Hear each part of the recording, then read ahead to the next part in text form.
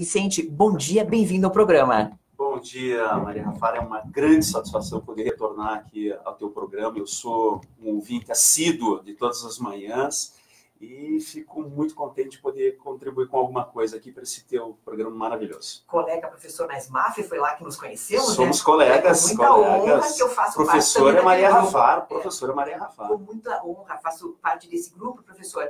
E o doutor Vicente, a minha história com ele é muito, assim, pitoresca, porque nós fomos um dia almoçar juntos depois de uma atividade lá na SMAF e ele se revela vegetariano. Tudo bem, como muitas pessoas se revelam vegetarianas, não é um problema. E aí, ele se revela, é ótimo, né? Tipo, parece que é uma coisa que está escondida. Mas, enfim, eu não sabia. Você não fica conversando com as pessoas o que a pessoa é, né? Todo mundo toma café, e café não tem nada a ver com carne, né? Então, tá tudo certo.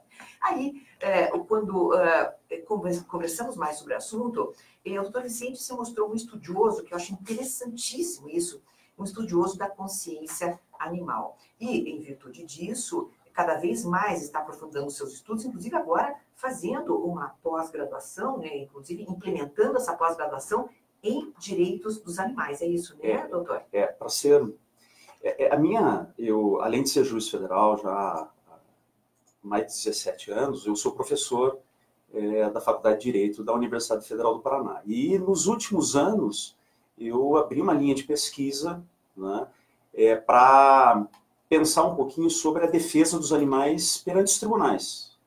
A minha área é o direito processual civil, e eu percebi que talvez as instituições processuais, o processo em si, pudesse servir também para a defesa dos animais perante a justiça, perante os juízes, através do Ministério Público.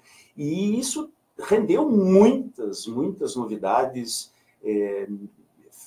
Procedeu, veja, você acabou de dizer que eu sou vegetariano e hoje eu sou vegano, para ser mais preciso, e isso foi uma transformação pessoal que aconteceu a partir do momento que eu comecei a estudar esse novo ramo do direito, que é o direito animal, e a perceber tudo que está envolvido, o tratamento que nós dispensamos dos animais, e você se depara com uma situação de perplexidade e muitas vezes de horror, que te faz pensar sobre teus hábitos mais rotineiros, e isso acabou... Eu me transformei muito em relação aos meus hábitos diários, mas o mais importante são os estudos no campo do direito, né? Não da filosofia ou da ética. Claro que tudo isso está envolvido, né? Mas a evolução que nós estamos tendo em relação à nossa percepção, em relação aos animais, e as modificações que estão sendo feitas no campo do direito, que é um campo ainda muito fechado em si mesmo, né, e precisa realmente uma oxigenação para perceber que existe mais no direito do que apenas os seres humanos. E sabe, doutor, é bastante interessante uma proposta que hoje... Quem segue, por exemplo, Luísa Mel como eu, já viu que a Luísa é uma grande ativista pelos direitos dos animais e acaba ficando perplexo em saber que os animais são ainda equiparados à coisa aqui no Brasil. E hoje há um parecer, né, uma emenda do Senado a um projeto de lei que faria com que esta coisificação do animal seja modificado. Então, eu queria que você falasse um pouquinho mais a esse respeito, doutor. Esse é um movimento que não é tipicamente brasileiro. Nós já temos modificações legislativas, especialmente nos códigos civis, né, da Europa há mais de 30 anos. Né? O primeiro, bem me recordo, o primeiro Código Civil que foi alterado para dizer que os animais não são coisas foi o Código Civil da Áustria, em 1988. Seguido do Código Civil da Alemanha, em 1990, Suíça, em 2003, e mais recentemente, a França alterou o Código de Napoleão, né, original, claro que com alterações posteriores, mas também para dizer que os animais não são coisas, são seres portadores de sensibilidade, são seres sencientes. Ou seja, existe um movimento internacional, e o Brasil, evidentemente, não podia ficar de fora desse movimento. E nós pudemos acompanhar semana passada, o Senado Federal aprovou um projeto de lei, também num sentido semelhante ao que vem acontecendo nos países europeus. É um projeto que, na verdade, já tinha sido aprovado na Câmara dos Deputados, o projeto 6799, do deputado Ricardo Izar, que foi ao Senado Federal e agora também o Senado Federal aprovou esse projeto e fez algumas emendas, e em função dessas alterações, o projeto ainda retorna à Câmara dos Deputados. Para a casa de origem. Exatamente, para posteriormente ser realmente aprovado, ser sancionado pelo presidente da República. O que seria a senciência de um animal?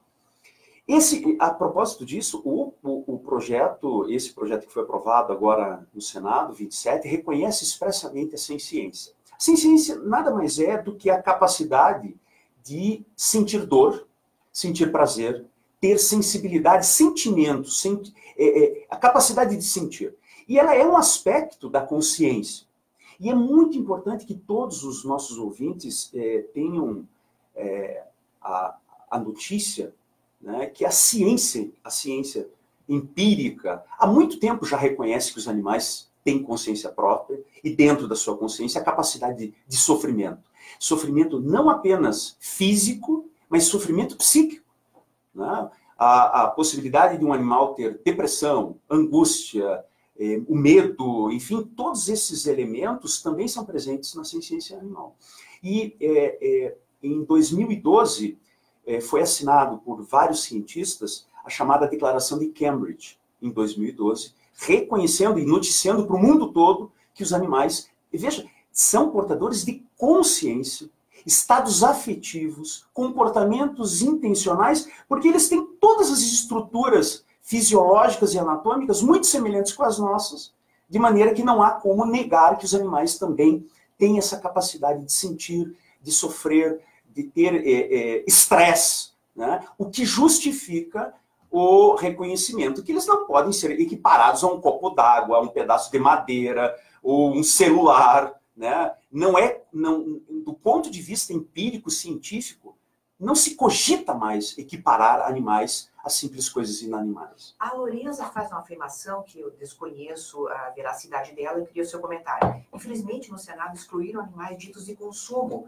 como se eles não sofressem igual um ser humano, gato ou cachorro. Isso corresponde, doutor? Eu vou ler o artigo 3º que foi alterado no Senado Federal. Eu imprimi, se preferir, aqui fica mais fácil, doutor, que é aquele que você não. Olha, o artigo 3º diz o seguinte: os animais não humanos possuem natureza jurídica sui generis e são sujeitos com direitos despersonificados, dos quais devem gozar e, em caso de violação desses direitos, obter tutela jurisdicional, tutela, proteção perante a justiça, vedado o seu tratamento como coisa. Tá, o que é um direito despersonificado? Eu devo dizer que essa redação ela não está perfeita. Na verdade, não existem direitos despersonificados, existem sujeitos de direito sem personalidade jurídica. Né? Costuma-se apontar aí massa falida, empresas que não foram registradas, que não são pessoas jurídicas. Né? Então, existem determinados sujeitos a que nós não reconhecemos personalidade, mas são sujeitos e têm direitos fundamentais. E isto, o projeto, né, aprovado no Senado, ele outorga a todos os animais. Então não está excluindo os ditos de consumo. Não. Nenhum animal está sendo excluído como sujeito. Todos os animais, a partir deste projeto, são considerados sujeitos de direitos.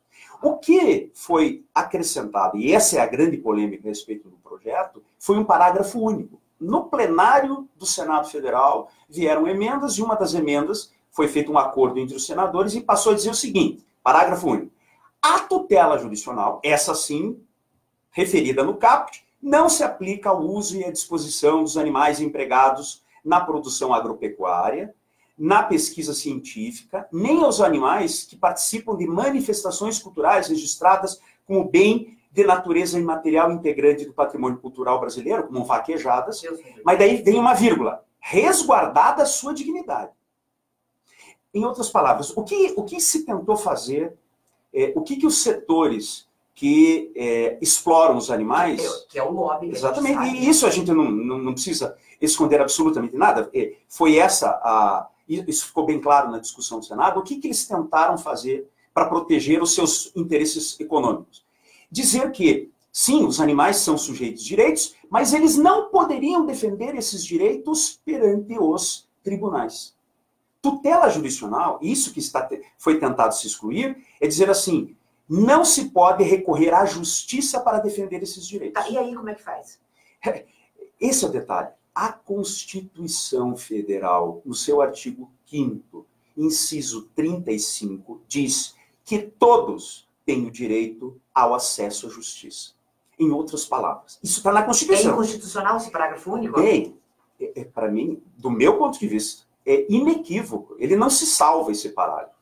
Né? Não há como você dizer que alguém é sujeito de direito e suprimir a proteção judicial a esses direitos. Por quê? Porque isto é um direito fundamental constitucional, é uma cláusula pétrea que não se mexe. E aí, qual é o caminho legal? Agora volta à casa de origem, ou seja, à Câmara dos Deputados. Isso pode ser alterado e pode ser suprimido na Câmara dos Deputados?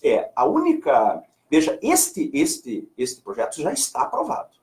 Foi aprovado tanto na Câmara como no Senado Federal. E por que está voltando lá? Está voltando exatamente por causa desse parágrafo único. Foi uma emenda aditiva. Ele alterou o texto original aprovado na Câmara. Então, a Câmara dos Deputados agora só vai apreciar esta emenda. O caput do artigo, aqui a cabeça do artigo, dizer que os animais são sujeitos, isso já está aprovado. E pode cair a emenda, então, também? Pode cair a emenda. Okay? E eu, sinceramente, eu não acredito que isso vai acontecer. Ela veio para salvar todo o projeto. Né? Mas eu acho que não fará diferença para nós. Sinceramente, eu acho que não fará diferença. A única coisa que a Câmara poderá fazer é dizer, mantém este parágrafo ou retiramos esse parágrafo. Né? Agora, é muito importante lembrar que, uma vez, com este parágrafo ou não, com a emenda ou não, este projeto vai à sanção presidencial. Né? E o presidente da República, eventualmente, pode manifestar um veto a este projeto. E aí isto retornaria ao Congresso Nacional para, eventualmente, manter ou derrubar o veto presidencial. Bom, e como o presidente, a gente sabe que está envolvido com essas questões de agronegócio e tudo mais, pode ser que vete. Claro que pode. Isso sempre existe a possibilidade. Mas eu quero... É muito importante, Maria Rafa, dizer que, na verdade, no fundo, este projeto não traz uma inovação. Ele não inova. Ele vem para dizer algo que já existe a partir da nossa Constituição Federal. O artigo 225, parágrafo 1º, inciso 7, desde 1988, né, já afirma que os animais não podem ser submetidos a práticas cruéis. Ponto. Animais não podem ser submetidos a nenhuma prática de crueldade. Bom, e aí, o que é prática cruel ou não? Eu mesma já entrevistei algumas pessoas que são produtores rurais e eu me lembro nessas entrevistas que comentava-se que sim, o animal ele não é submetido a sofrimento porque ele tem um espaço de 1 por 1, 2 por 2, que ele pode dar 3 passos por dia e que depois, na sua morte, ele não sente nada. Então, isso daí já seria uma maneira evasiva de você se livrar dessa questão de crueldade, certo? Na verdade, aí vem a medicina veterinária para falar. Né? Existe hoje, dentro da medicina veterinária, um campo chamado de ciência do bem-estar animal, baseado num conceito que é muito conhecido na área, que são das 5 liberdades. Né? Os animais têm que ter garantido a liberdade do seu comportamento natural. Ele tem que ter garantido a alimentação. Ele tem que ter garantido, veja bem, inclusive, a possibilidade dele não sofrer estresse. E no processo produtivo, até hoje, não se mostrou que o animal é livre de sofrer o sofrimento psíquico. Basta pensar no corredor da morte, a que são submetidos os bois que vão ser abatidos pelas técnicas aí que se estabeleceram. É evidente que o animal sofre o horror da proximidade da morte. Ele sabe que vai morrer e isso é impactado. Essa é a importância, Maria Rafa, de nós sabermos que os animais são sencientes. Têm capacidade de sofrer não apenas o sofrimento físico, como o sofrimento psíquico. Ou seja, o que nós temos que garantir, e a Constituição garante, é que os animais possam usufruir dessas 5 liberdades, das liberdades que dizem respeito ao seu comportamento natural. 8h39. O doutor Vicente de Paula Rede Júnior é o nosso convidado de hoje aqui no programa Light News. Ele é juiz federal e a especialidade dele é o direito animal. Daqui a pouco a gente volta com ele. Vamos agora conversar sobre as notícias.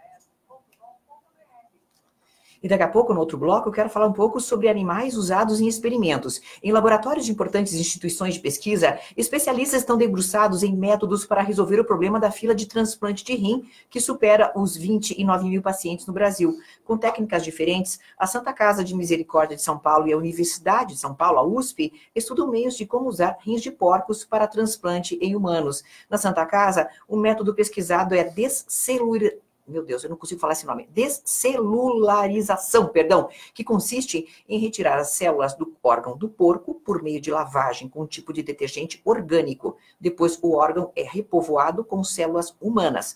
Fundador da startup de biotecnologia Eva Scientific, o bioengenheiro Andreas Cassi integra a equipe do Instituto de Pesquisa, Inovação Tecnológica e Educação da Santa Casa. E ele afirma, o processo dura cerca de 24 horas, antígenos e células que poderiam causar rejeição no paciente humano serão removidos. Você acorda reclamando que o seu colchão é muito duro ou muito mole? Ou que ele afundou e virou uma canoa? Ou que seu pé fica para fora? A Stresser Colchões, pensando em você, lançou a campanha Declare a sua independência nas noites mal dormidas. Independência das noites mal dormidas, melhor dizendo. Até o dia 6 de setembro, a loja terá uma série de ações promocionais e educativas para que você encontre o colchão adequado para o seu biotipo e também a tua preferência de conforto. Se você não tem mais desculpas, você pode protelar a troca do seu colchão. Pode? Não, não pode, tá? Você não vai ter mais essa desculpa para protelar a troca do teu colchão. Se você já usa pelo menos 7 ou 8 anos, está mais do que na hora de trocar. Além de ser atendido por uma equipe especializada que irá encontrar o produto ideal para você, você terá destino para o seu colchão usado. A Stresser recolhe na entrega do novo e doa ao pequeno cotolengo. A Stresser Colchões fica na Augusto Stresser 609, no Juvevê.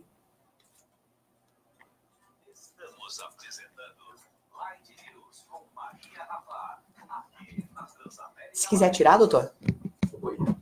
Então, animais para experimento é importante também, eu acho. Claro. Eu já agradeceu a explicação dessa moça que falou sobre ele. Grande professora, tá cheio de aluno seu, tá? Cheio de aluno dela. Divulguei, claro. Ah, que bacana.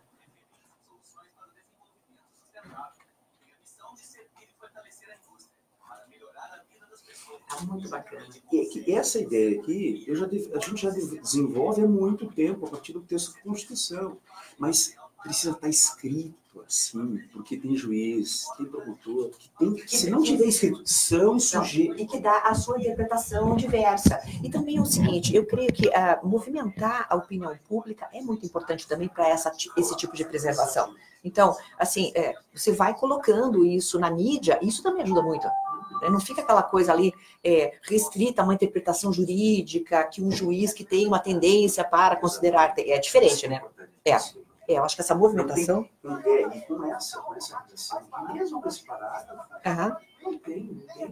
Vai ser muito difícil dizer, não vou dar o direito, porque não é uma coisa.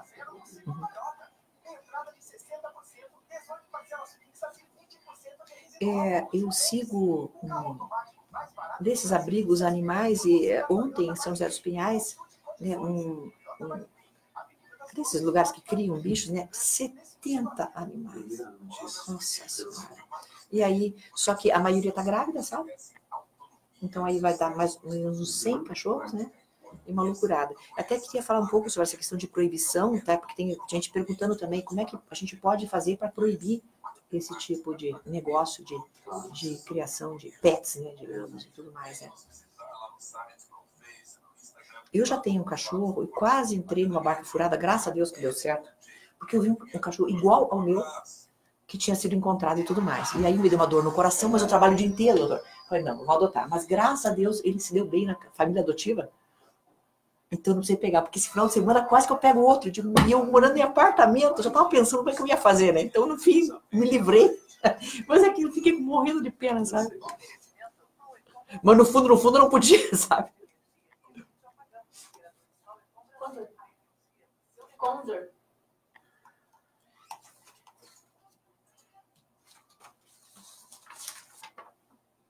Sabe por que o inverno é uma das estações mais irresistíveis do ano? Porque pede um abraço aconchegante, um bom vinho, cobertor, aquele filme na TV. Pede a família em volta da mesa, saboreando receitas incríveis. Pede um brinde com os amigos, pães, queijos e frios deliciosos. Inverno é tempo de aproveitar tudo isso com a variedade de ingredientes e economia que você só encontra no Condor. Sabores de inverno Condor, tudo para deixar o friozinho ainda mais gostoso. Sabores de inverno Condor, tudo para deixá-lo ainda mais gostoso. 8h45, programa Light News aqui na Transamérica Light, 95.1. Último bloco do programa já, meu Deus do céu. O carro automático mais barato do Brasil é o Toyota Etios. Toyota Barigui, Avenida das Torres ou Parque Barigui. Dependência química tem controle. A clínica Cleusa Canan, há 35 anos, trata da recuperação de dependentes químicos.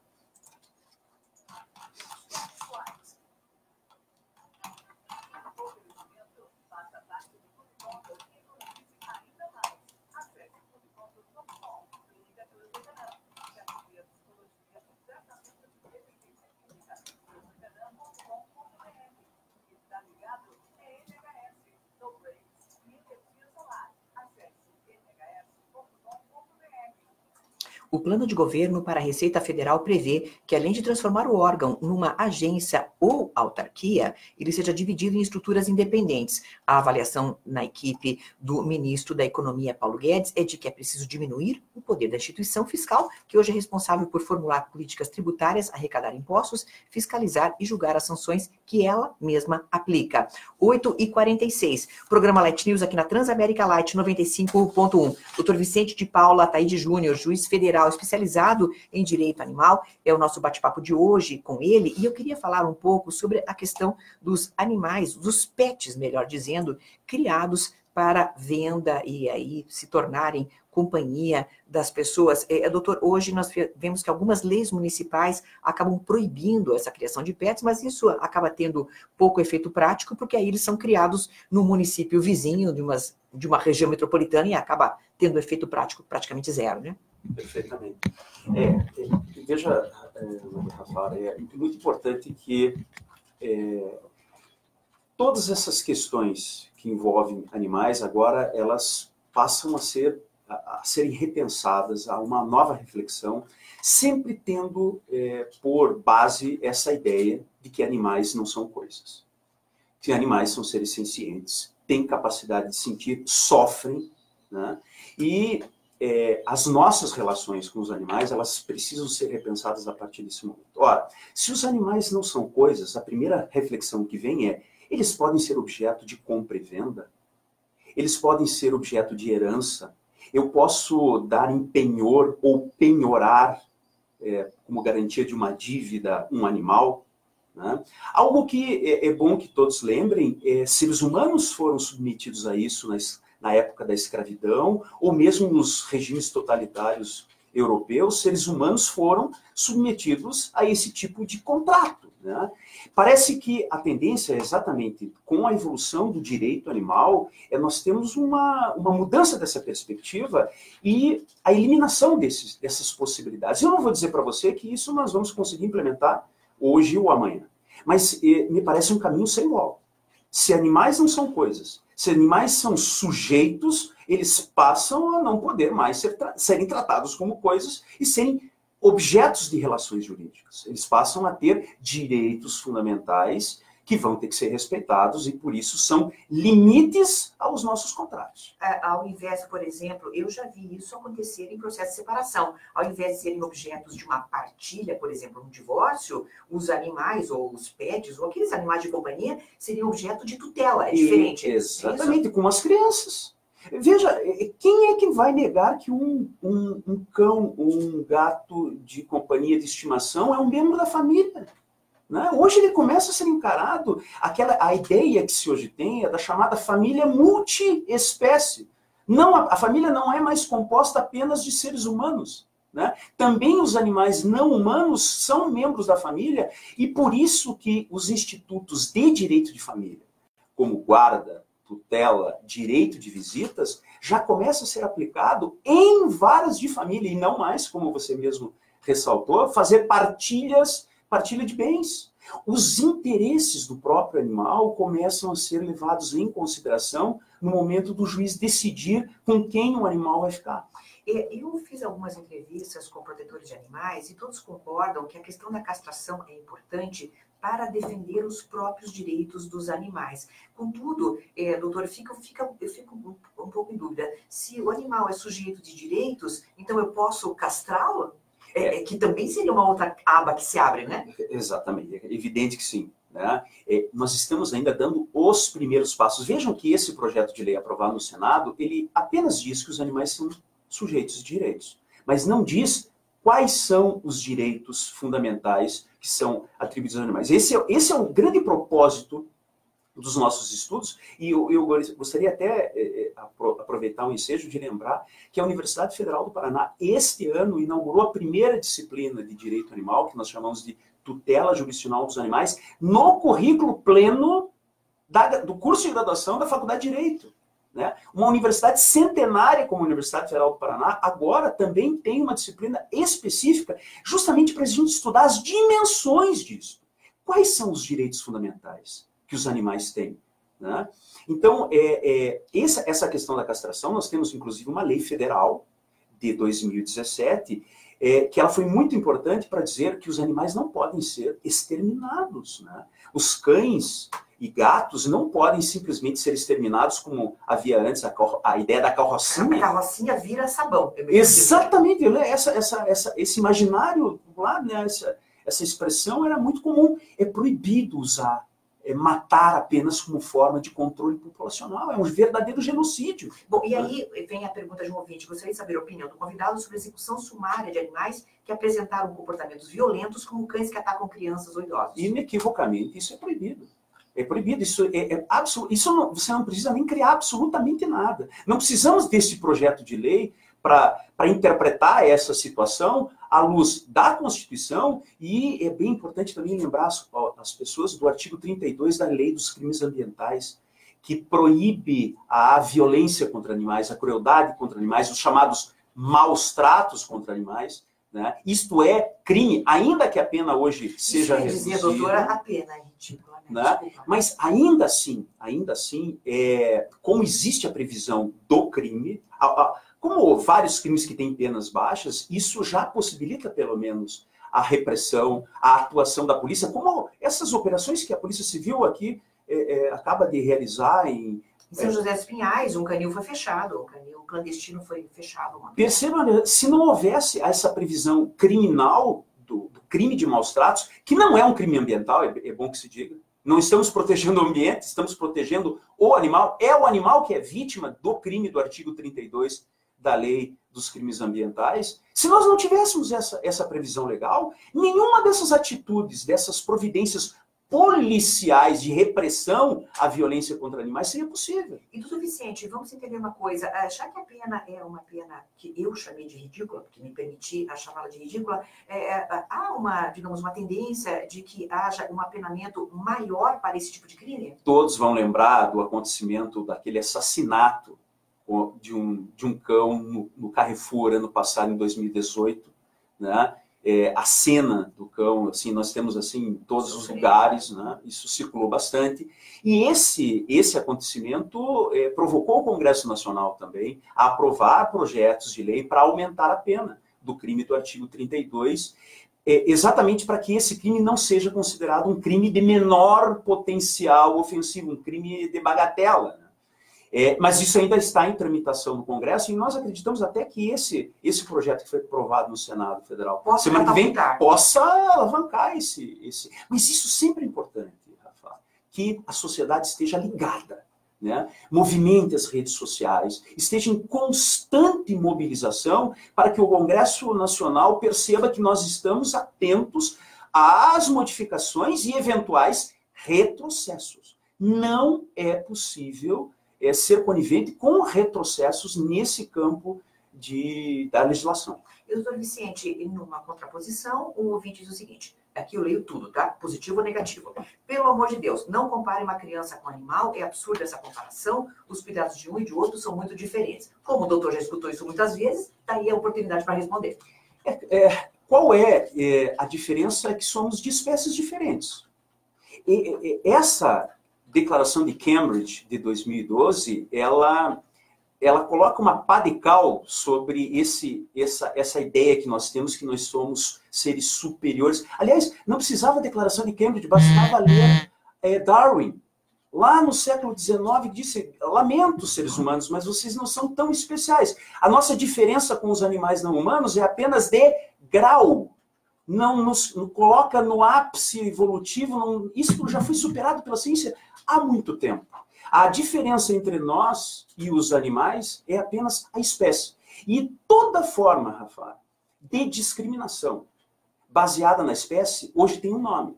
E esse nome é especismo. Como nós tivemos que inventar um nome para a discriminação pela raça, que é o racismo, a discriminação pelo sexo, que é o sexismo, hoje nós podemos também considerar uma forma de discriminação específica. O especismo é você dizer, nós somos melhores que eles, sem apontar efetivamente um critério lógico e científico para dizer isso. E esse critério científico hoje não existe mais. E o professor Vicente, vegano, o que ele come? A minha pergunta é essa, porque alguns ouvintes perguntam, é possível prescindir da proteína animal? Você está com uma cara boa, Obrigado. Professor, está tudo certo, então sinal que está sobrevivendo. Não está comendo nada escondido, né? Nenhuma carninha escondida não, né? Então conta para nós. Qual é a alimentação? Para a gente compreender também como é o cotidiano, né? Você veja como existem mitos. Né? Essa pergunta anterior sobre não compare crianças com animais, como se as crianças não fossem animais. Né? Nós somos animais, é preciso que todos lembrem, somos animais, pertencemos ao reino animal e não somos superiores a ninguém. Nós temos adaptações evolutivas que outros animais não têm. Mas nós também não sabemos voar, nós também não podemos mergulhar sem escafandros, e etc. quem diz que a gente é melhor que para nós, doutor? Exatamente, Darwin, já há mais de 150 anos, Darwin já superou essas perspectivas. Mas veja, eu hoje, a minha vida é absolutamente tranquila e a minha alimentação, gastronomicamente falando, é muito rica. E esse é um mito, né, que a ciência da nutrição já há muito tempo também dissolveu a ideia de que sem proteína de origem animal nós podemos ter deficiência alimentar ou ter a nossa saúde prejudicada. Né? Isso a ciência da nutrição já desmistificou. O meu dia a dia é muito tranquilo. Eu passei a reapreciar coisas que são tão básicas como um feijão com arroz, feijão com lentilha, o grão de bico, as saladas, aquele prato hipercolorido, né? Que ele te dá um prazer gastronômico não apenas pelo gosto, mas pelo olhar. O prato vegano é muito bonito. E ele tem todos os componentes proteicos necessários à nutrição. Perfeitamente. E claro que quando eu me tornei vegano, eu fiz uma consulta com um nutricionista. A minha nutricionista disse, olha, você tem que ter apenas o cuidado de fazer a seleção dos teus pratos para ter todos os componentes, inclusive a proteína de origem vegetal, né, nas leguminosas, no feijão, na lentilha, no grão de bico, enfim, para você ter equilíbrio. Tudo, Maria Rafa, é uma questão de equilíbrio. Né? Pare para pensar nas pessoas que são carnistas, que acham que precisam, que têm uma degustação, dependem até emocionalmente da carne, e veja se realmente há um equilíbrio alimentar dessas pessoas. Será que o fato de você comer carne ou ter ovos na tua alimentação, isso vai te garantir o equilíbrio nutricional? Eu posso te garantir que a minha alimentação hoje é muito mais equilibrada do que era antes, quando eu comia ovos ou carne.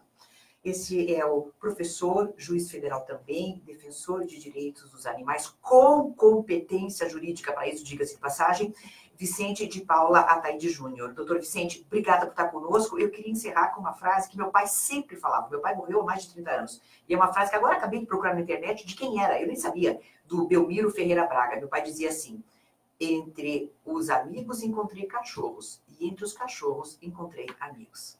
Perfeito. Obrigada, perfeito. Tá? Maria Rafa, eu queria só aproveitar para todos aqueles que quiserem saber mais sobre o direito animal, sobre tudo que nós estamos produzindo, consultar o portal do Programa de Direito Animal da Universidade Federal do Paraná. www.animaiscomdireitos, tudo junto, .ufpr.br. Perfeito. Agora a Karina acabou de anotar e ela coloca na nossa transmissão da live do Facebook. Doutor, obrigada por estar conosco. Muito obrigado, Maria. Parabéns por esse trabalho. Valeu. Sempre um orgulho para nós. Obrigada. E obrigada a você, ouvinte, que nos acompanha há tantos anos. Não vou dizer mais nada, né? 16 anos ininterruptos no ar. Obrigada a vocês pela escuta. Perdoem aqueles que não tiveram suas mensagens lidas. Elas sempre são em grande número. E amanhã estamos ao vivo novamente com você. Obrigada.